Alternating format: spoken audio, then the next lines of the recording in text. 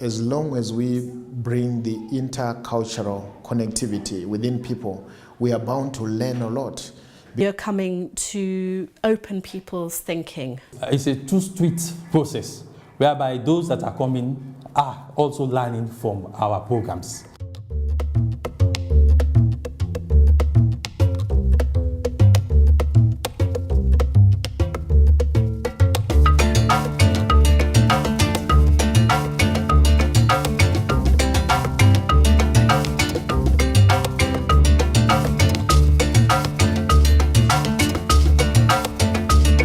Through the People for Change program, ActionAid inspirators and advisors are making a difference by sharing knowledge and expertise throughout the world. The idea? To help people help themselves, not only when it comes to rights holders, but also to build capacity within ActionAid and our partners. It's not about people, experts coming from one part of the world, going to another part of the world, sort of delivering their knowledge. It's actually just about people from different parts of the world, perhaps saying, this is the way we do it here. Would you think about that?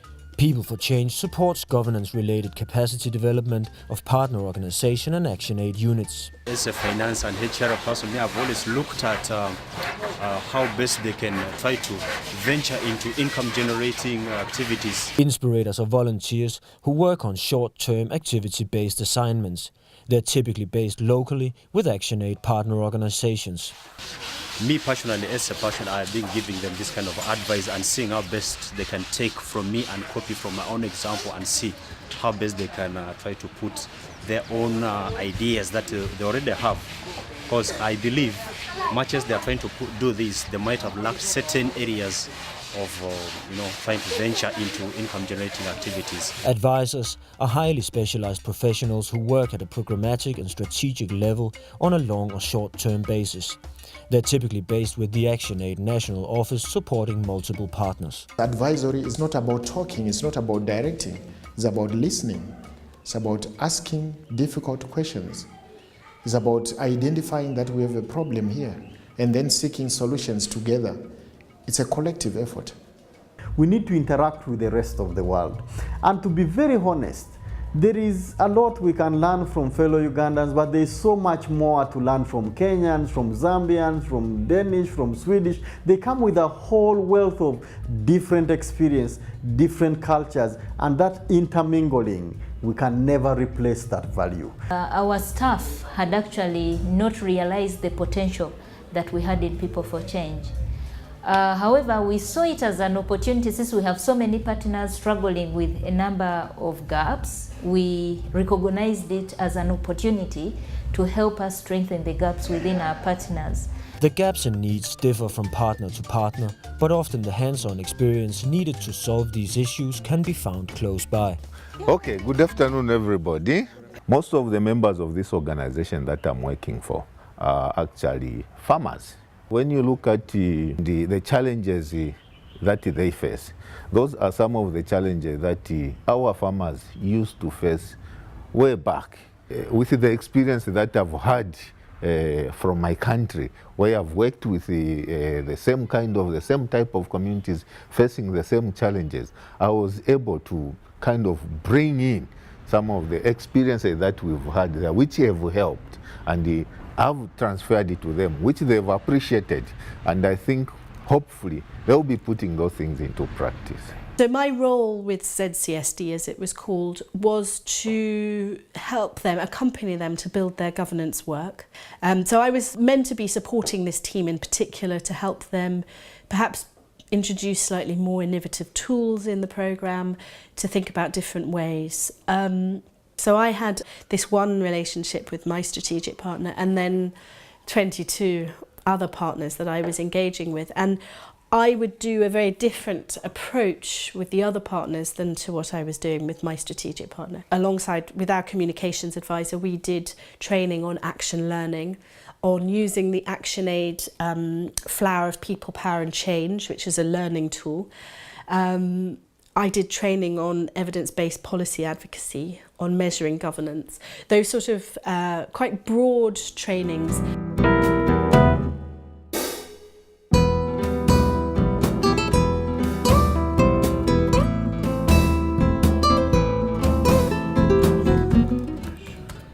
came up with a SMS system where we use a mobile phone that we have over 700 women that are throughout the country. In a particular area, a woman can get to understand that there's corruption. They are able to SMS a message. So on my part, the element is to come and envision with the program staff in terms of how do we design this innovation so that we can merge the element of the new technology that we have in Africa and be able to use that for exposing corruption. Coming from Zimbabwe, where I had also experienced similar problems, and I've also been part of a civil society that has been trying to look for answers to some of the most urgent problems that we're having. The question for me then is, how then do we, in solidarity, sit together and find solutions? I find it that where one or two people sit together and they share, the product is much better. And that's part of what brings me here.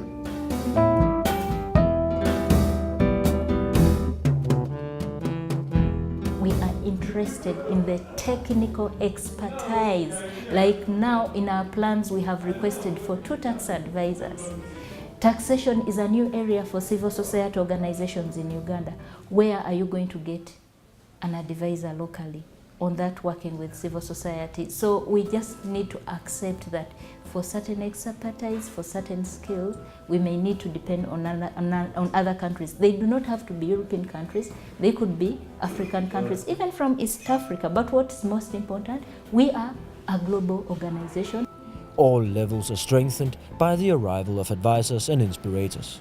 We recognize that our partners had gaps, but we've also got to a point where we do appreciate that internal as ActionAid, we also have gaps. And we've got to a level where we've appreciated the fact that we've lost an opportunity to utilize the inspirators and advisors for internal ActionAid as well. Above all, inspirators and advisors are there to provide much needed support to partners. The way we work in ActionAid, we actually depend a lot on what happens at the local level. Our local rights program teams and partners are not yet confidently there. We are going to work through partners as per the ActionAid ways, and the capacity of our partners are very, very weak because of the formation of even those partners. They are usually just community groups coming together, don't have much specialities, just interests of the communities, and they form structures that we're supposed to work with. And in most of our LRPs, we have been nurturing such organizations. And that concept of actually helping them transform themselves from a local community organization into a viable organization has been a challenge for us because we only have very few we can point to. And this is where People for Change comes into play. Okay, then. But bringing people from the outside to work in a country is not always problem-free. The first challenge actually was to do with the partner readiness. The partner whom I'm working with, at first they seemed not ready for the task. All right, I'll see you later. And for them, one thing that I realized that is maybe the kind of environment and the ethics that they have, especially in a rural setting, they were a bit different. So they were finding it difficult to adjust to the demands, especially for them to support the work of the Inspirator. In some of the partners, I think they've been ready, they've been moving very well.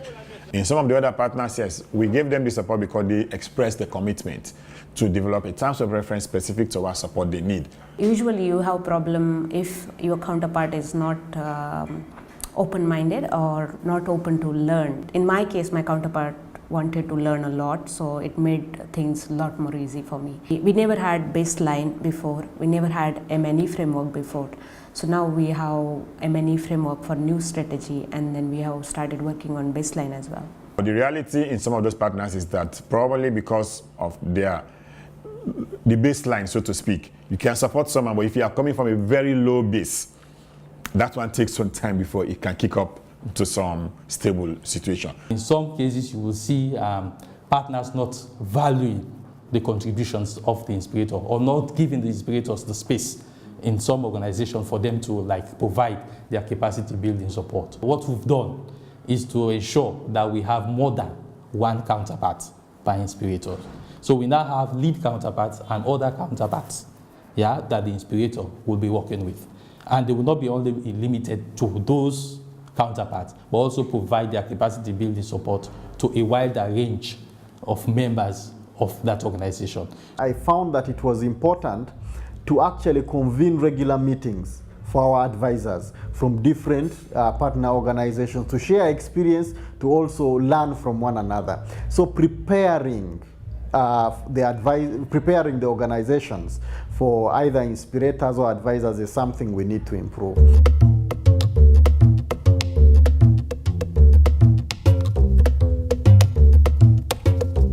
People for Change placements provide support and advice in developing tools and methodologies and programs, and in areas such as monitoring and evaluation and communication by taking part in meetings, seminars and trainings, as well as in the day-to-day work at the office and in the field.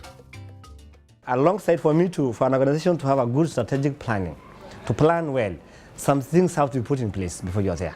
So I did a capacity need assessment here. I identified the gaps. Some of them I will do them, but some of them need to be done by them, some of the things. So I identify the gaps, I put the person responsible, the action to be taken, and also having the timeline. So I developed the template and we fill it. I've been able to put a number of tools and a number of documents are there in place to help them plan well. As me being his counterpart, I've learned a lot of skills, I've learned how to actually source call for proposals from the internet. That's when I had some problems with. And of course, how to develop log frames, that could be attractive to donors. And I mean, quite a lot I've learned in proposal writing now. Where I had greatest impact was actually with my strategic partner around changing a thought process in the work environment, and particularly around identifying, acknowledging and accepting where things are going wrong, and starting from there and going, how can we make things better? Just before I left Zambia, actually, my strategic partner had got into a bit of a trouble with another funding partner. They were threatening to cut funding, and we worked a lot together on this, but actually it was my partner and my particular counterpart who went and spoke to them and set out very clearly what had gone wrong, why it had gone wrong, what they had learnt about that and what they were going to do to change it. They were incredibly happy to hear how things were changing, and they continued funding. As soon as one interacts with the core people who are involved, or even with the lots of material that are produced on the People for Change, quickly you have a dramatic change and appreciation of what actually happens. And so for me, the beauty of this is that we engage people who are willing to come and render their support, their expertise, and also willing to learn. The People for Change program is as much a support program as a learning program. And that you can never have a better mix, that you offer something as you learn from the people you work with. So I have very, very fond appreciation of this particular program. The People for Change program brings about not only professional support, but also a change of mindsets throughout the world. For me, it is quintessentially about the internationalization of ActionAid. It is quintessentially about what ActionAid stands for. It's about ActionAid is both a collection of units, but a much bigger whole. It really rhymes with the human rights-based approach that ActionAid as an organization stands for. Because this is an opportunity for you to really walk the talk. You are not only developing the organization by giving it financial support or aid, but you are also improving on the skill sets so that they can stand on their own even after the advisor is gone.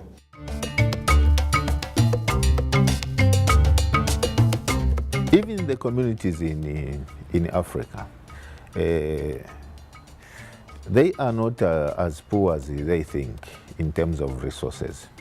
I think the difference is to identify, capture, and utilize the existing opportunities within themselves. They've got the resources. So as Inspirator, I think it's upon us to ensure that we build the skills in the people to understand that development can only be brought by themselves.